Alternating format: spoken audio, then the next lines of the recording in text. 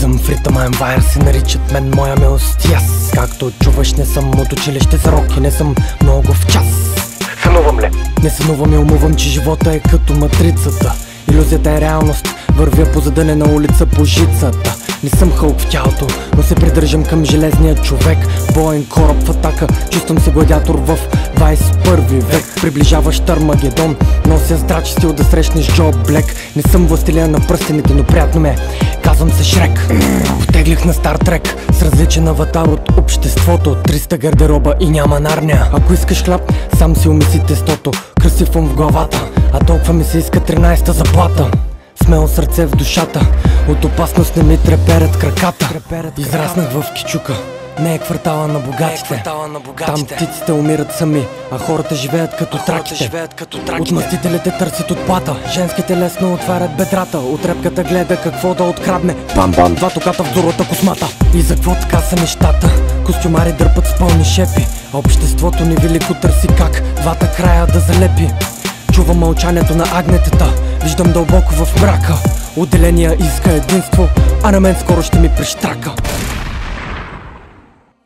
Търпението на бригадата се изчерпва, няма файда и да ходиш на черква. Ако се молиш без да има действия, ще усетиш как съдбата пред очите ти изперква. Търсиш непрестанно отговора за живота, обстоятелствата или ти се здравата умота. Защо 42 виждаш числото 20? Заслужаваха ли си 21 грама през живота? Всеки иска да живее в 90-210, ако може под прикритие. Стъклен дом да си има и да е изпълнен с безразличие. А моето поколение е златно, не знам защо и на къде отива. Ушким бъдещето на България, пък всеки ръцете с другия си измива. Псевдоприятели, предатели, подстрекатели, диктатори и още наркомани, филмари, връзкари не мислят за бъдещето въобще. А други живеят за социалната мрежа и необходимия лайк. Във Фейсбук си черния лебета, на живо си какво? I'm no like.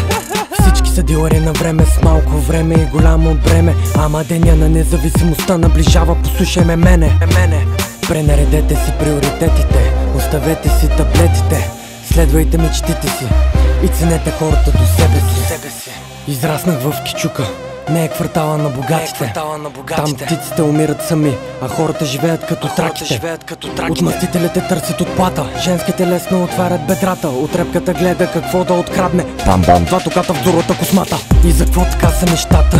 Костюмари дърпат с пълни шепи, а обществото ни велико търси как двата края да залепи. Чувам мълчанието на агнетата, виждам дълбоко в мрака.